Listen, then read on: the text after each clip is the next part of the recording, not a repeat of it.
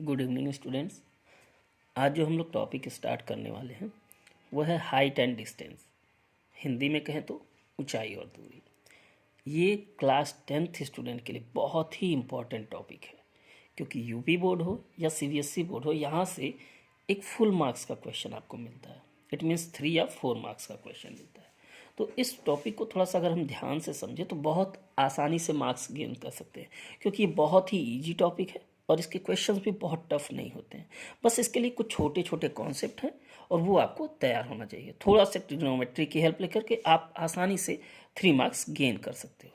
लेकिन इससे स्टार्ट करने से पहले जो कुछ छोटे छोटे बेसिक कॉन्सेप्ट हैं वो आपको तैयार होने चाहिए, और अगर ये आपको तैयार हो तो मैं इस बात की गारंटी देता हूँ कि आपके 3 या 4 मार्क्स बहुत ईजिली मिल सकते हैं आपको।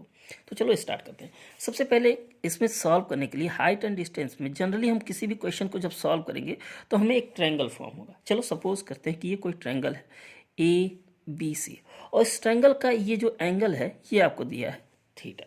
तो अब इस थीटा के लिए आपको ये समझना होगा कि इस थीटा के लिए कौन परपेंडिकुलर होगा, कौन बेस होगा और कौन सा हाइपोटेनस होगा। तो देखो, आप ये ध्यान रखना कि अगर ये एंगल थीटा आपको दिया गया है तो इस थीटा के जो सामने साइड होगा, देख सकते हो ये थीटा है और इसके जो सामने वाली साइड है इसे हम कहते हैं परपेंडिकुलर। क्या कहेंगे? इसे हम कहते हैं परपेंडिकुलर, या हिंदी में अगर आप इसे कहना चाहो तो आप इसे परपेंडिकुलर की बजाय लंब कह सकते हो। ठीक है।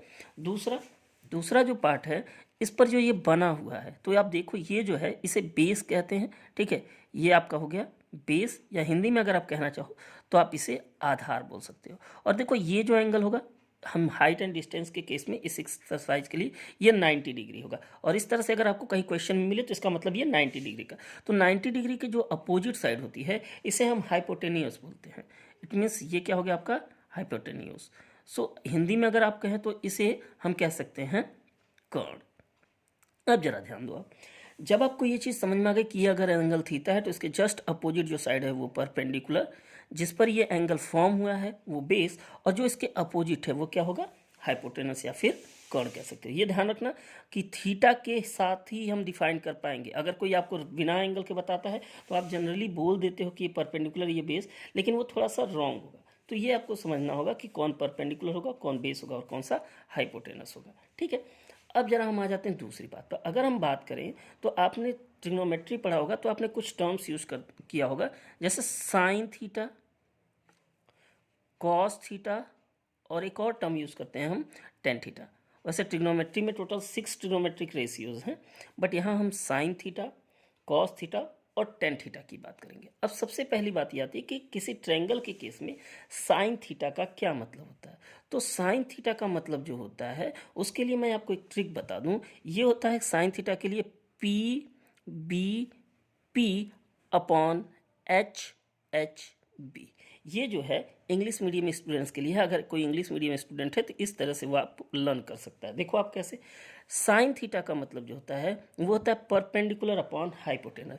तो sine theta means perpendicular upon hypotenuse. ठीक है। और अगर आप फिगर से देखो तो परपेंडिकुलर का क्या मतलब है BC, और हाइपोटेनस का क्या मतलब है AC। तो आप इसे इस तरह से भी लिख सकते हो BC अपॉन AC। दूसरा, कॉस थीटा का क्या मतलब होगा? तो कॉस थीटा का मतलब होगा बेस अपॉन हाइपोटेनस। तो बेस की वैल्यू आप देख सकते हो, बेस क्या है? बेस मीन्स AB और हाइपोटेनस AC। सो ये बन गया AB अपॉन AC, और अगर आप यहाँ पे लिखना चाहो तो cos theta equals to base upon hypotenuse. और थर्ड जो पॉइंट आपका निकल के आता है वो क्या है? टेन थीटा, और tan theta means perpendicular upon base. तो ये हो गया perpendicular upon base, which is equal to, perpendicular means आप देख सकते हो perpendicular means BC and base means AB। So ये बन गया आपका BC अपॉन AB। और अगर आपको ये लर्न करने में प्रॉब्लम हो रही है फॉर्मूला, तो मैं इसके लिए आपको एक ट्रिक बता देता हूँ। PBP का जो मतलब है, एक तरह से आप ट्रिक समझ सकते हो। PB का मतलब है पाकिस्तान, पाकिस्तान भूखा प्यासा, और यहाँ अपॉन है तो अपॉन कर लो, और हिंदुस्तान H मीन्स हिंदुस्तान हरा भरा। ठीक है। तो इस तरह से आप इस ट्रिक को लर्न कर सकते हो। इसका मतलब ये हुआ, बस ये ट्रिक है। PBP अपॉन HHB को आप इस तरह से लर्न कर सकते हो, पाकिस्तान भूखा प्यासा, हिंदुस्तान हरा भरा। ठीक है। अब आप जरा देखो कि ये तो हो गया इंग्लिश मीडियम स्टूडेंट के लिए। आप लर्न कर लेना यहाँ से PBP अपॉन HHB। मुझे लगता है कि आप 1 से 2 बार रीड करोगे तो ये आपको लर्न हो जाएगा। P/H का मतलब साइन थीटा होगा, B/H का मतलब कॉस थीटा और P/B का मतलब टेन थीटा। अब हिंदी मीडियम स्टूडेंट क्या करेंगे, तो हिंदी मीडियम स्टूडेंट के लिए एक और ट्रिक है, उनको बहुत ईजिली लाल बटे कक्का इसमें इसलिए क्योंकि परपेंडिकुलर को हम लंब कहते हैं, बेस को आधार कहते हैं। तो इस तरह से आप लिख लेते हो। परपेंडिकुलर मीन्स आप समझ सकते हो लंब होगा, तो इसे आप लिख सकते हो लंब अपॉन हाइपोटेनस मीन्स कर्ण। बी मीन्स बेस मीन्स आधार बोलते हैं, तो ये हो गया आधार बटे कर्ण। और तीसरा जो पॉइंट हो गया वो क्या हो गया, लंब बटे आधार। तो इस तरह हिंदी मीडियम स्टूडेंट हो या आप इंग्लिश मीडियम, इस तरह से आप लर्न कर लो, क्योंकि ये जो पॉइंट्स मैं आपको बता रहा हूँ ये इस चैप्टर के लिए बहुत इंपॉर्टेंट है। तो किसी भी ट्रायंगल के लिए आपको ये चीज़ें याद होनी चाहिए। अगर ये लर्न है तो आप बहुत ईजिली क्वेश्चंस को सॉल्व कर लोगे। तो एक बार फिर से मैं बता दूं आपको, sine theta means perpendicular upon hypotenuse, cos theta means base upon hypotenuse and ten theta means perpendicular upon base. और अगर आपको ये लर्न करने में प्रॉब्लम हो रही तो इंग्लिश मीडियम स्टूडेंट्स के लिए पाकिस्तान भूखा प्यासा, हिंदुस्तान हरा भरा, या हिंदी मीडियम स्टूडेंट लाल बटे कक्का से इसे लर्न कर सकते हैं। अब आ जाते हैं हम कुछ और जो छोटे छोटे पॉइंट्स हैं वो हैं, जैसे आपको जब आप सॉल्व कर रहे होगे तो आपको कुछ वैल्यूज़ यूज़ करनी पड़ेंगी क्वेश्चंस को सॉल्व करते वक्त। जैसे मैं वैल्यू कुछ बता दूं जो सबसे ज़्यादा इंपॉर्टेंट है, ये वैल्यूज़ हैं। ये वैल्यूज़ जैसे जो हैं मोस्टली हम यूज़ करेंगे वो होगा 1030 डिग्री, 1045 डिग्री एंड 1060 डिग्री। तो आप ध्यान से सुन लो, 1030 डिग्री की वैल्यू आप लर्न कर लो कि 1030 डिग्री की जो वैल्यू होती है वो होती है 1/√3। दूसरा जो 1045 डिग्री की वैल्यू होती है वो क्या होती है 1। और तीसरा जो 1060 डिग्री की वैल्यू होती है, ये 1060 डिग्री की वैल्यू ये क्या होती है √3। ये मैं आपको बोल दूं कि बहुत इंपॉर्टेंट पॉइंट ये वैल्यूज़ हैं 1030, 1045 और 1060।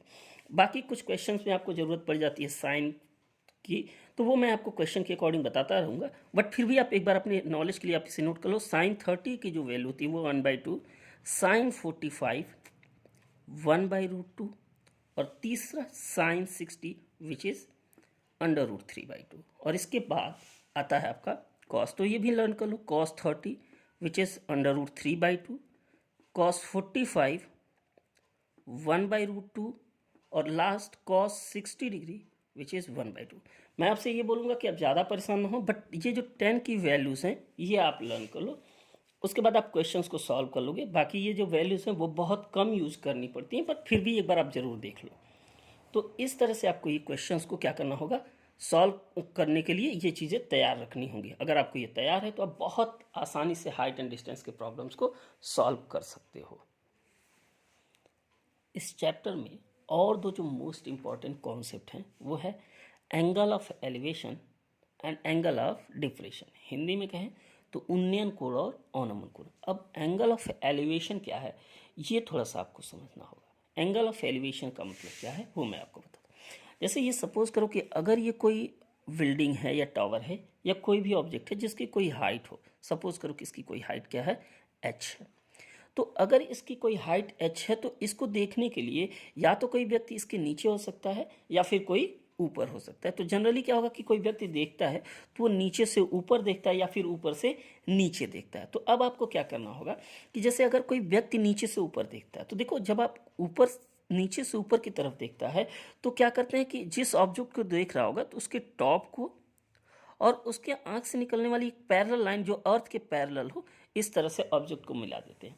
तो देखो जो यहाँ पे एंगल बन रहा है, इसी एंगल को सपोज करो कि एंगल थीटा है, तो इसी एंगल को क्या बोलते हैं हम एंगल ऑफ एलिवेशन या उन्नयन कोण बोलते हैं। ध्यान रखना, उन्नयन कोण में हमेशा जो व्यक्ति होगा वो नीचे से ऊपर की तरफ देखेगा। कहाँ देखेगा, इसमें जो है नीचे से ऊपर की तरफ देखेगा। तो नीचे से अगर ऊपर की तरफ देखेगा तो उसे हम कहते हैं एंगल ऑफ एलिवेशन। ये आपको ध्यान रखना होगा। इसका मतलब ये है कि कोई ऑब्जेक्ट, जो कोई भी ऑब्जेक्ट होगा वो एक हाइट पर होगा, एक ऊंचाई पर होगा, और जो देखने वाला होगा वो कहाँ पे होगा, कोई नीचे की तरफ होगा। जैसे आप किसी बिल्डिंग को देखो और आप नीचे हो तो यहाँ से जब बिल्डिंग को देख रहे होगे तो आपकी आंख से जो बिल्डिंग का जो टॉप जहाँ पे आप देख रहे हो और यहाँ अर्थ के पैरेलल जो एक लाइन होगी, इन दोनों को मिलाने पे जो एंगल का फॉर्मेशन होगा इसी को हम कहते हैं एंगल ऑफ एलिवेशन।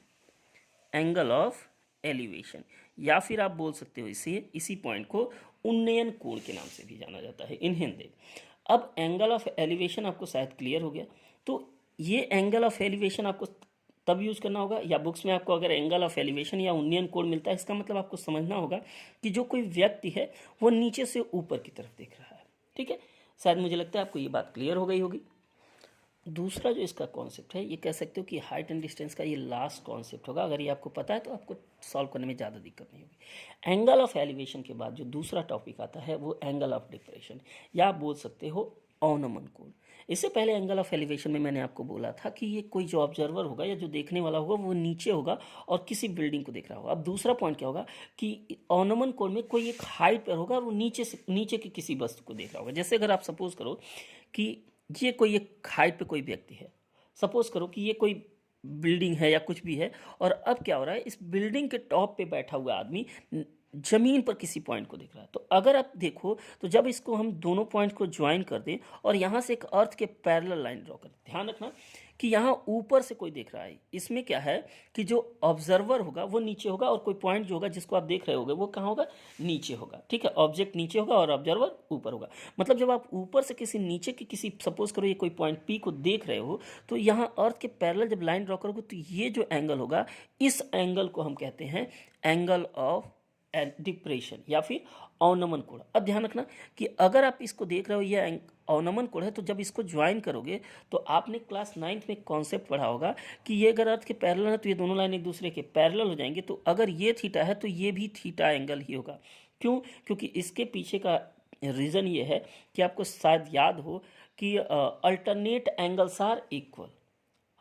आप अगर कहना चाहो तो आप ये बोल सकते हो कि अल्टरनेट एंगल्स आर इक्वल।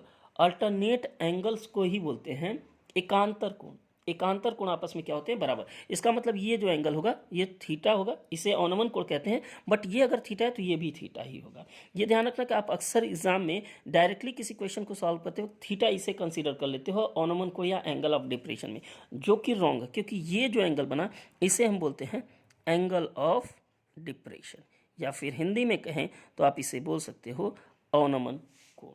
तो ये जो है आपका एंगल ऑफ डिप्रेशन। ध्यान रखना एंगल ऑफ डिप्रेशन में जो देखने वाला होगा वो एक ऊंचाई पर होगा और वो किसी नीचे की वस्तु को देख रहा होगा।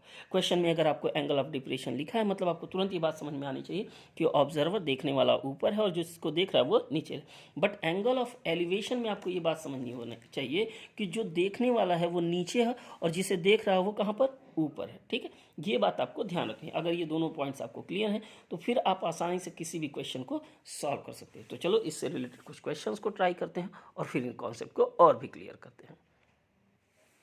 ओके, अब देखो अपने पास एक फर्स्ट क्वेश्चन जो है वो क्या है, a tower stands vertically on the ground from a point on the ground which is 20 metre away from the foot of the tower the angle of elevation. यहाँ आपको ध्यान देना होगा कि एंगल ऑफ एलिवेशन बोला, इसका मतलब आप नीचे से ऊपर की तरफ देख रहे हो। Angle of elevation of its top is found to be 60 degree, find the height of the tower. इसका क्या है क्वेश्चन में, जरा आपको मैं अब समझा दूँ कि कह रहा है कि कोई टावर है जो कि ग्राउंड पे वर्टिकल है, तो डेफिनेटली कोई टावर अगर होगा तो वो अर्थ पे परपेंडिकुलर ही होगा, मतलब अर्थ पे लंब होगा। तो चलो हम सपोज करते हैं कि ये कोई टावर है। ठीक है, अब इस टावर को अगर हम कहें कि ये टावर ए बी टावर है तो कोई प्रॉब्लम नहीं है। चलो हमने सपोज कर लिया कि ए बी कोई टावर है और इस टावर के बारे में इंफॉर्मेशन क्या है, from a point on the ground. तो ग्राउंड पे किसी पॉइंट से, तो देखो अगर ये टावर है तो टावर का ग्राउंड ये है, तो इसी के पैरेलल ही ग्राउंड कोई और भी होगा, कोई पॉइंट है ग्राउंड पे। तो ये जो है एक पॉइंट है और इस कह रहा है कि from a point on the ground which is 20 metre away from the foot of the tower. Tower का जो फुट है उस फुट से, मतलब टावर का फुट को आप कह सकते हो हिंदी में कहो तो टावर का जो पाद बिंदु है, यानी कि टावर का जो बेस पॉइंट है, इस बेस पॉइंट से और जो दूसरा पॉइंट है ये कितनी डिस्टेंस पर है, ये जो पॉइंट है ये 20 मीटर की डिस्टेंस पे। इसका मतलब ये जो डिस्टेंस है ये कितनी हो गई, 20 मीटर।